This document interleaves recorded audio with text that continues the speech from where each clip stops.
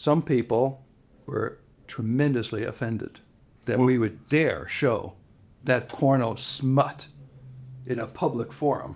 I take it this was the striptease early in the first episode? Yeah. Yeah, of course. Of course. These days in the English-speaking world, anime is normal. Fans are everywhere. Every mall has anime stuff. New releases show up regularly in theaters. It didn't used to be like this. We talk about piracy in the anime business. It's been rampant from day one. The stuff that we were releasing here, what was that to them? Like, how did they regard it? Low class. For over 30 years, a cottage industry of publishers, organizers, writers, and other professionals saw the potential in anime and fought like hell to make it a thing. Well, John, we know that you'll be a failure trying to sell Japanese animation because there's no reason for Americans to want to buy Japanese animation. And we couldn't let you do that when you were with us because it would be a hit to our brand identity. But now that you're Central Park Media, we really don't care if you fail. These are their stories, in their own words. I look at anime the same way I look at opera. If a person likes opera, they're going to be open to a new opera. And there's a new opera. They'll watch an old opera, and there's a new version of an old opera. The Anime Business. Episode 1, brought to you by Animego. One of the oldest anime distributors in North America is back. Here's what we have coming out.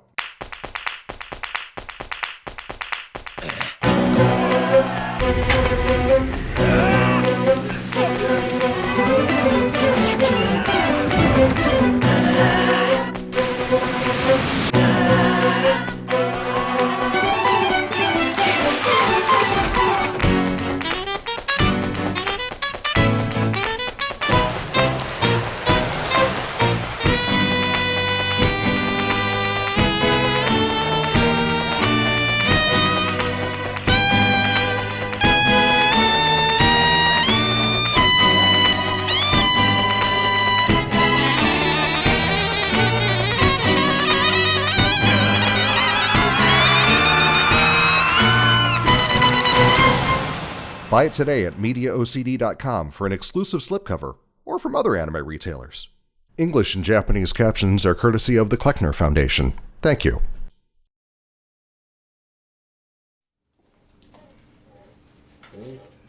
I'm excited. We're ready. We're ready to go. Okay.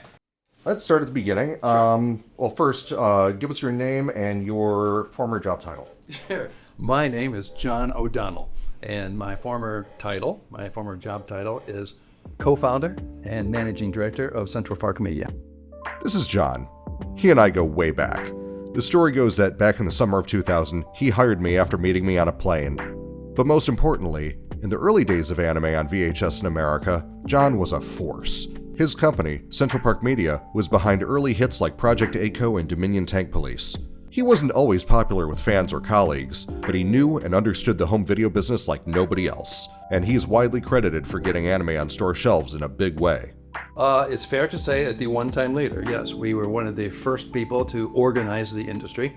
We were not the first anime company. I'll be happy to read you a history of the anime industry, but we were the first to professionally organize it, bring anime and manga to the mass markets, and basically we take credit for creating a generation of Americans who look to Japan very fondly because of the love for anime and manga. The very first encounter, I'm sure, was just growing up in the 60s, catching some of the things on TV, out of the corner of your eye. We can talk about my theory of phases of anime industry development. Sure. We'll talk about that in a minute. In terms of actually doing anything with it as a product, right? Let me show you some early. I was working for a Japanese company, and during that period of time, I was running their software operations.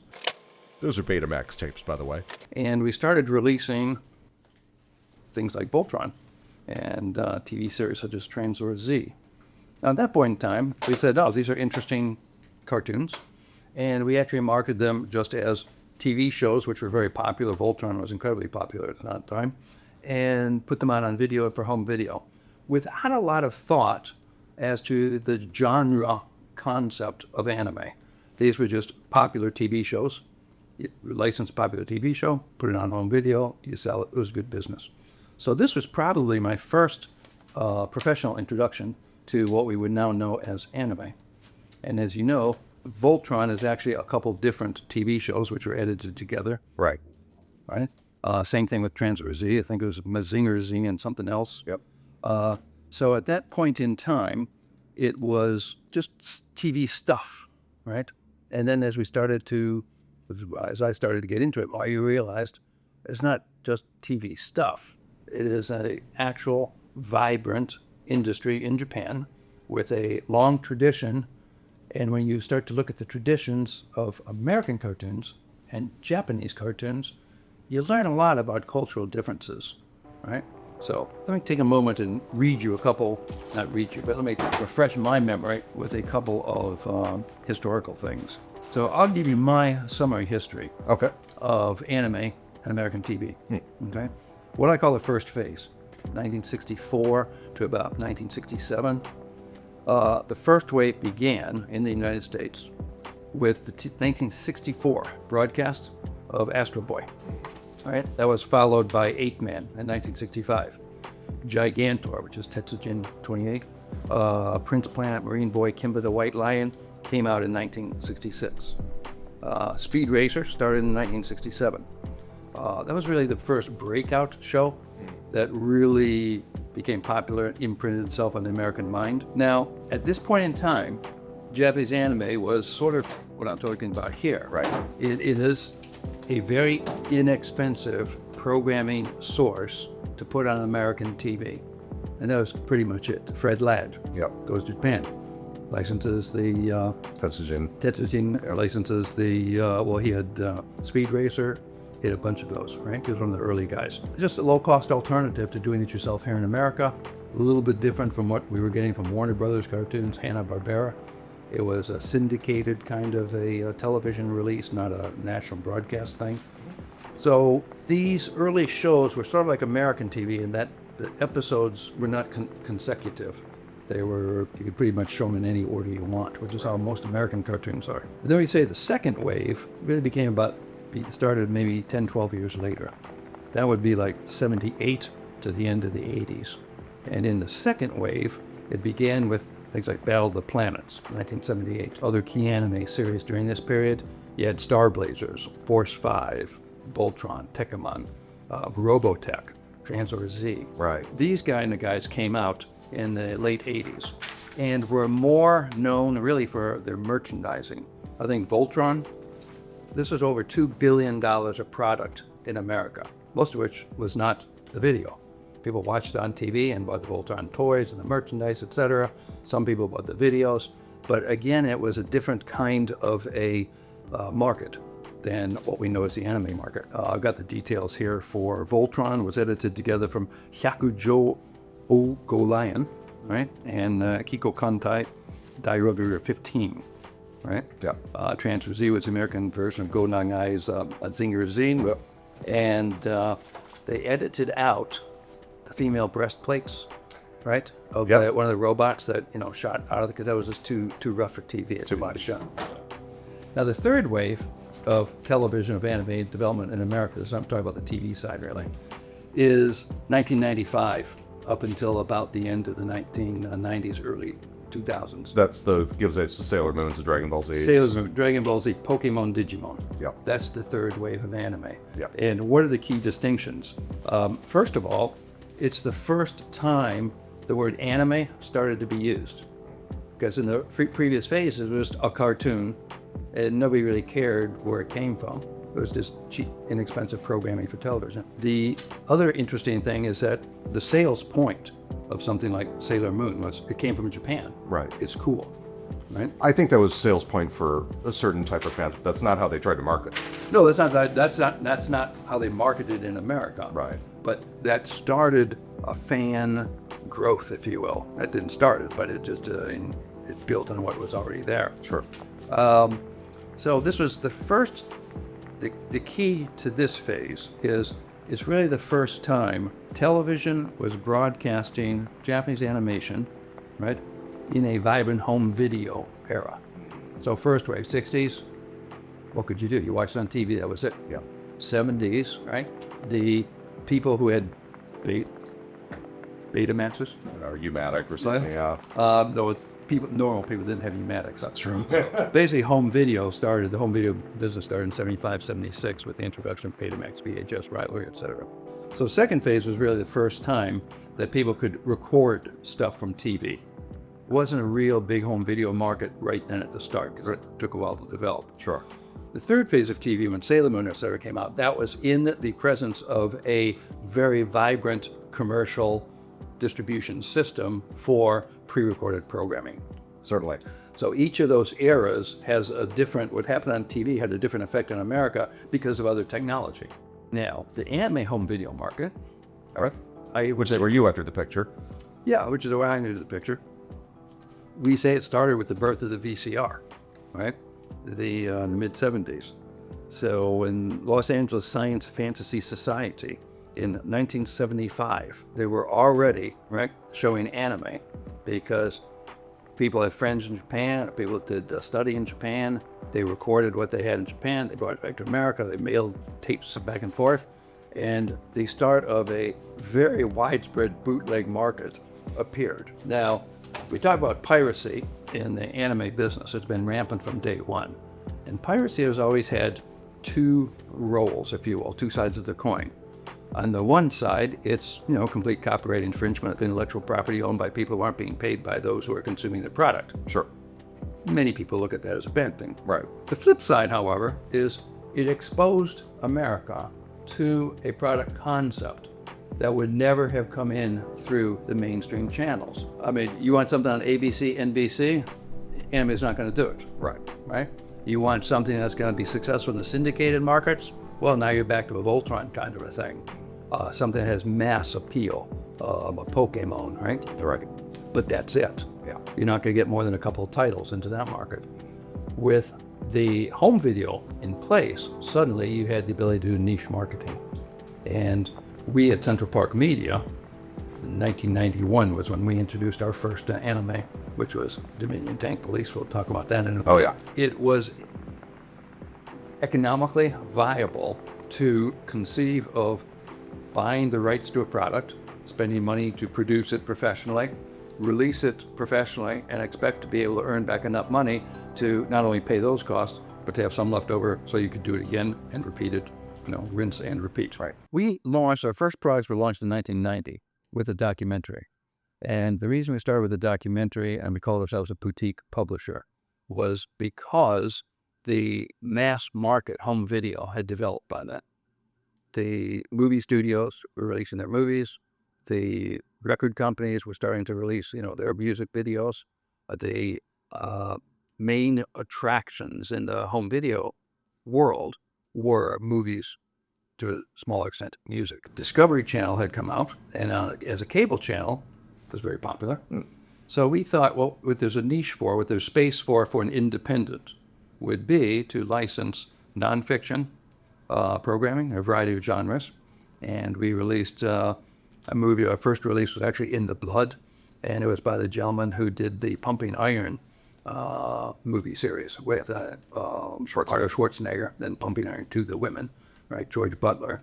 And we spent a lot of time releasing that. It was a great documentary. And then we did another documentary after that called Silk Road, which was Japan's highest broadcast documentary in history. And we suddenly realized that every single market entry point that we had developed for In the Blood didn't work for Silk Road, because if you're selling these kinds of videos to gun shops, NRA members, they're not too interested in a documentary series about China. Now, this is something we should have known up front, but we were young and stupid. We did documentaries. Oh, it's a genre. We'll focus on documentaries. Documentaries are not a genre. Civil War documentaries are a genre.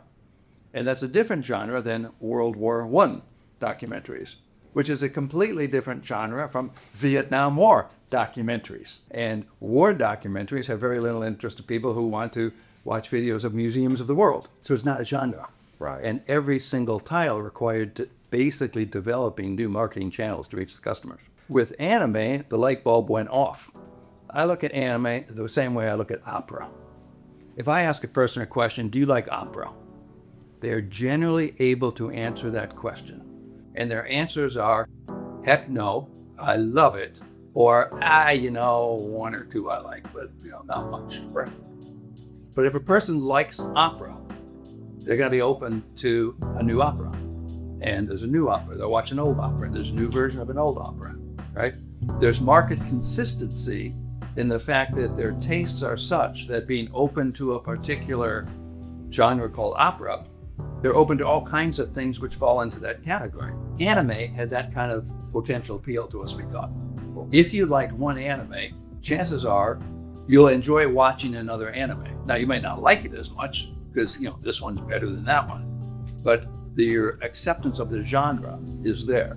So once we could build the distribution channels to reach those people, we thought we'd have the ability to build a sustainable growth business. Well, being in the home video publishing business as an independent and looking for something that would separate us from your Paramount, your Warner Home Video, your Universal Home Video, the big boys, right?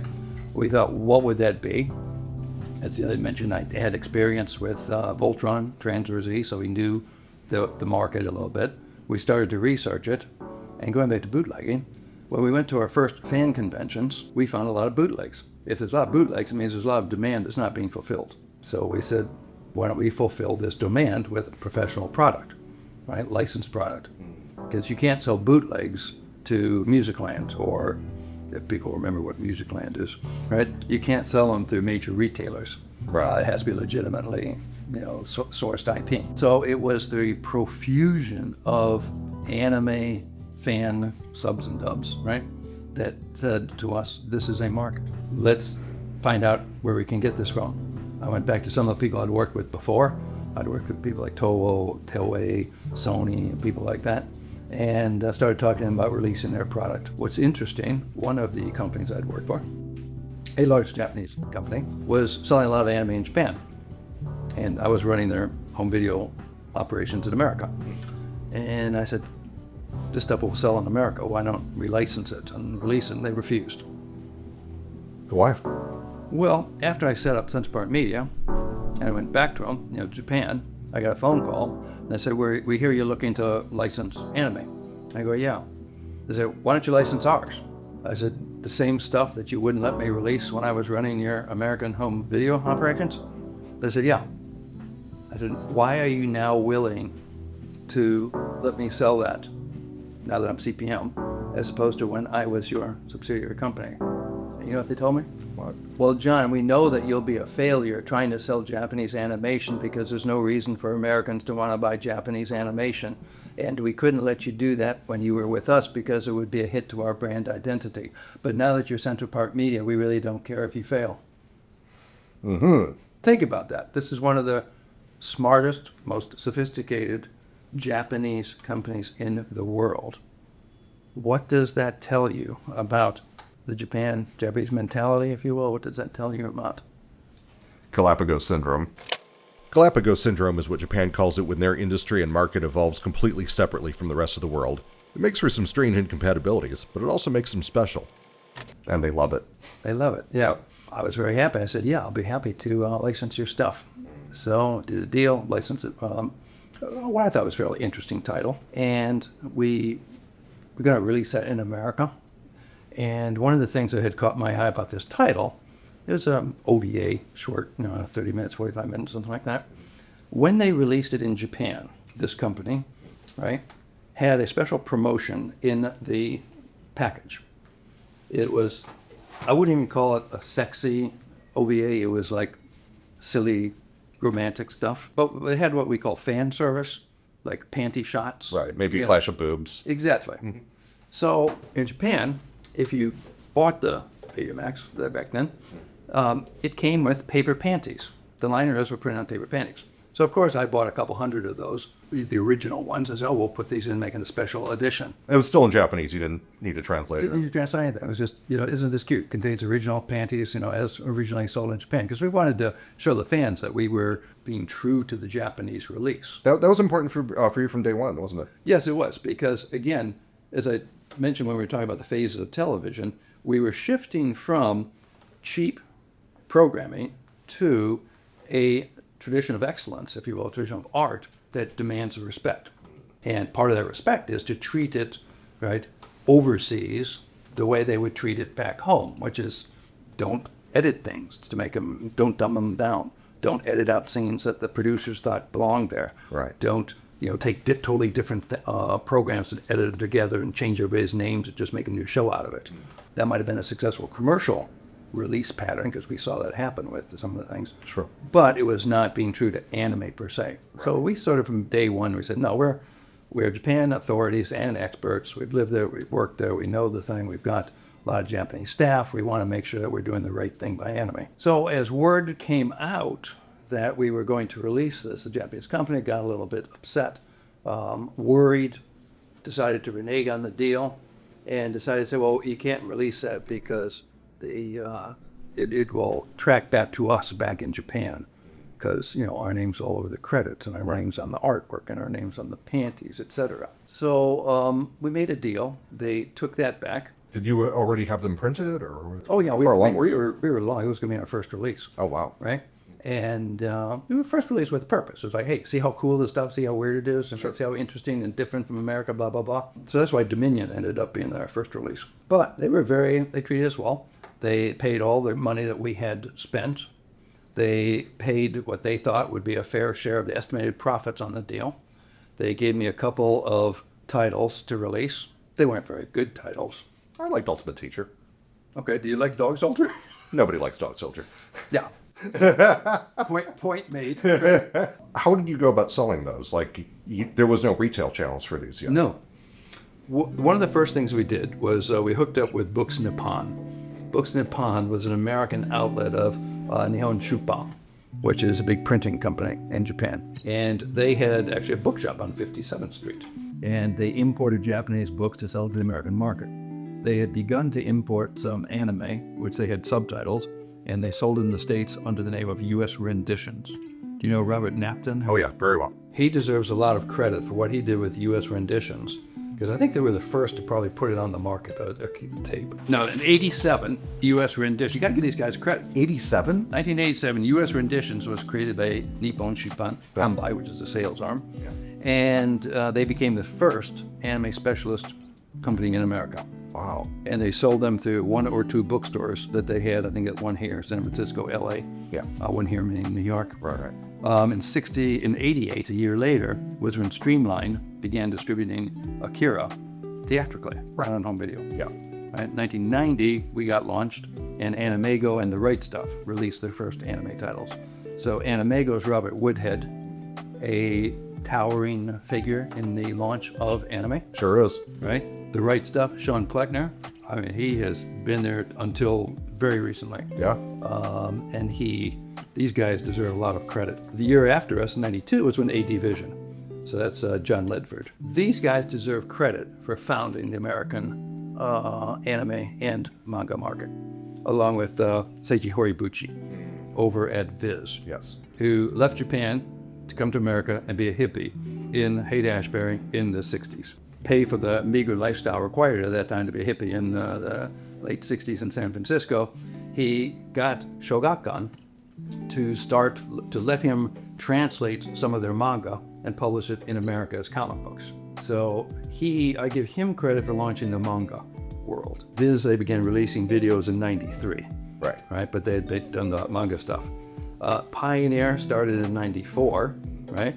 And that was the year that Orion Pictures bought Streamline. Yeah. Orion got bought by MGM. Well, Orion went bankrupt first. Right? Yeah, I mean, shut down everything. It was a right? disaster. That was a disaster. Then Manga Entertainment came in from the UK in 94. The question we were launching off was, how did you sell it? Yeah. With great difficulty.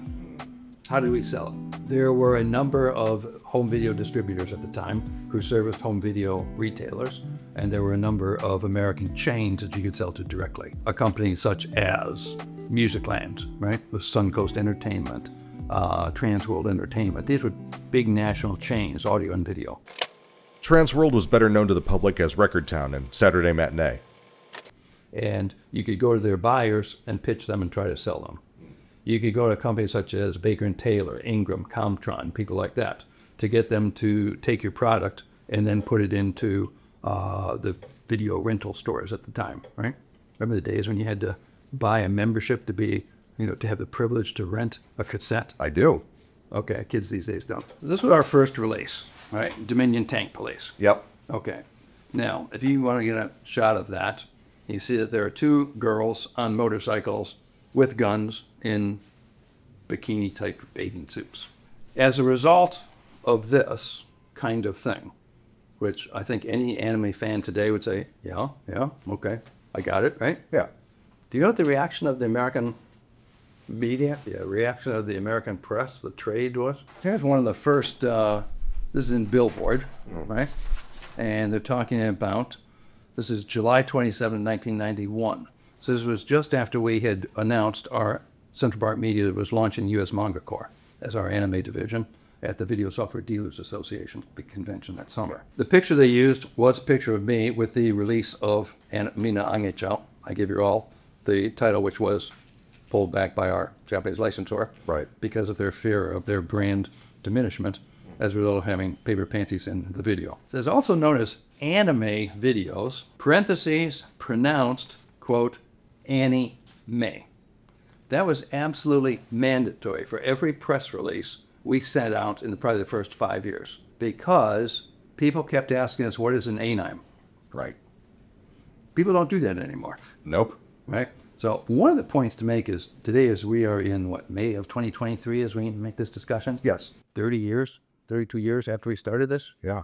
the world's a different place. Completely. Most of the anime fans today have no idea of what happened to make the anime world grow globally the way it has. This one is talking about the sex and violence, right? A second major difference would be more striking for American consumers, right? They don't shy away from things like violence, nudity, and sex. That's right? Yeah. Okay. Here is USA Today, right? Talking about suppliers of Japanese animation best known for hardcore depictions of sex and violence. Now this one is 1995. So it's about 4 years after anime started to be, distributed in both through mainstream distribution. The opinion of the American media, retailers, right? Here is one of the leading video report newsletters of the time. This was back in the 90s, early 90s. Anime features sex, violence, and profanity in a post-apocalyptic world. Not your ordinary Saturday morning TV fare. We basically, I remember after the BSDA, we went to the Baker & Taylor big convention. And that was the wholesaler, Baker & Taylor, which had hundreds of its independent wholesalers there. And we showed like a 5-minute clip of Dominion.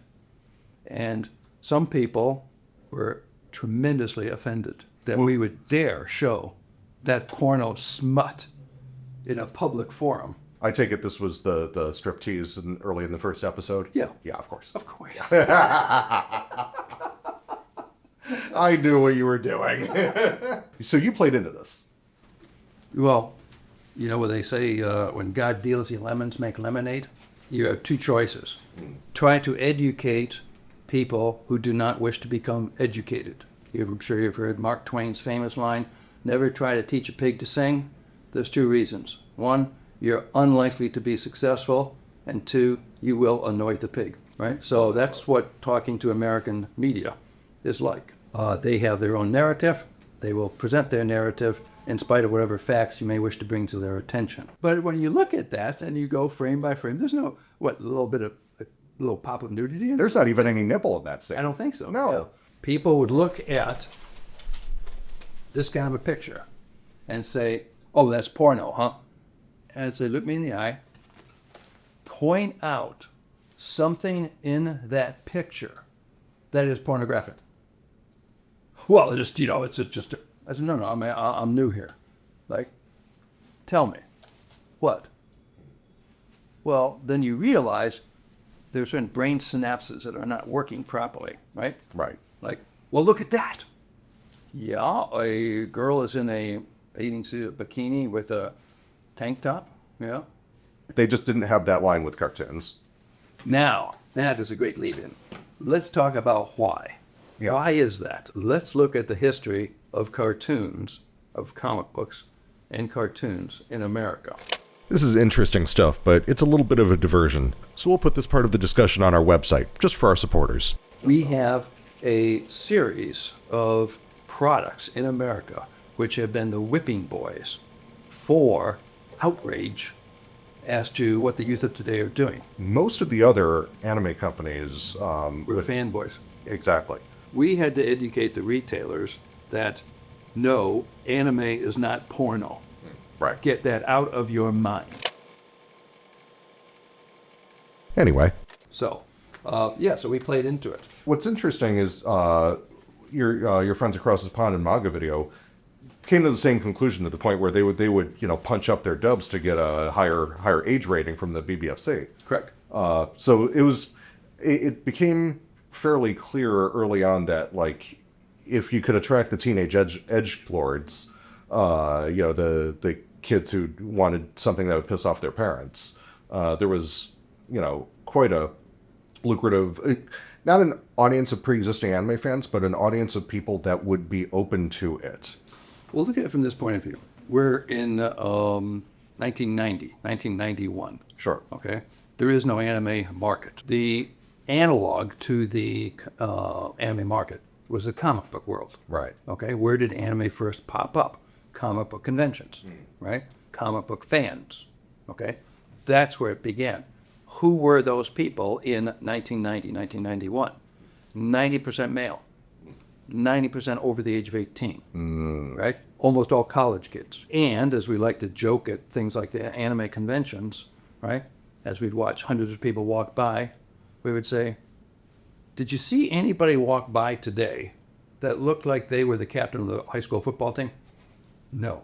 Did you see anybody walk by today that looked like they were the captain of the chess club, the debate club, the physics club, the chemistry club, right? The computer science club? Yeah, quite a few of them.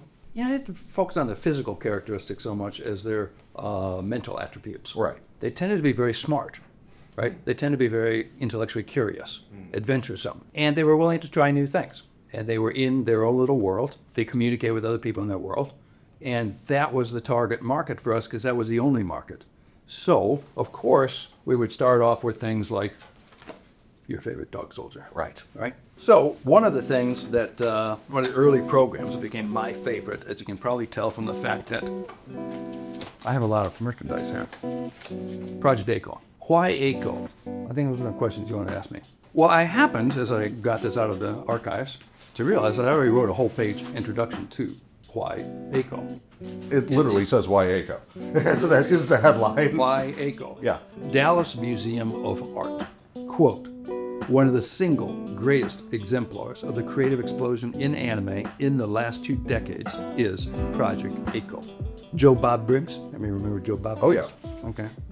Latest Hooters and Twisted Metal cartoon from Yokohama is Project ACO. Star of a bubblehead 17-year-old in all-girl high school is so cute and giggly that 2 girls start fighting over her. Sure, it's cartoons, but male hormones will respond to anything, right? My kind of cartoon, 4-star. Joe Bob says, check it out. And America, Diamond Princess. I mean, just one good review after another. Now, what's interesting about this is it spawned Ben Dunn's Empire, Right. right? Ninja High School, right? But it is a parody of other anime. It's got its own story, its own characters, but throughout the entire ACO series, it's making fun of the other anime being produced in Japan. Yes. So it operates on a meta level, right? It's not just an anime, it's a very self-conscious, ironic look at anime. So there's endless layers for people who are into anime to say, wait a minute, that reminds me of this, that reminds me of that. That's an homage to this. Right. That's a call out to that, right? And you can see her panties. There you go. It's called fan service. Yes. So this is actually, I saw that picture, and I thought that will make a great cover. It will make a great, poster. It's got everything. So this was one of our earlier releases. It's your second one, I believe. We did beta, VHS, DVDs. We did Laserdisc, courtesy of Justin Loneliness. Yep. Right? We spun it off into role-playing games. We had all kinds of CD-ROM projects. We had the original soundtrack. We released that. We released Anime Hyper Guide, right? Now, you say, what is an Anime Hyper Guide? What you see on the internet today, 30 years ago, was magic. And people couldn't believe that you could actually have a picture on your computer, and if you clicked it, it would take you to something else that might explain what the picture was. We hired Ben Dunn to help us do our comic book series because he'd done such a great job with Ninja High School. And we turned that into a series of comic books. And that helped launch our manga publishing side, our print publishing side. Right. So I think it was 94, 95, we went into the manga side of things. I crack up. For 10 years we tried to sponsor anime film showings at Japan Society, and they absolutely refused. Why do you suppose that is? That would be a very good example of how Japan, as a country, completely failed to understand the significance of its software, its soft power, right, to the rest of the world. The stuff that we were releasing here, what was that to them? Like, how did they regard it? Low class, right? You have Johin, you have Geihin. Johin would be your sumimae artwork, your shobu, your wonderful screens, right?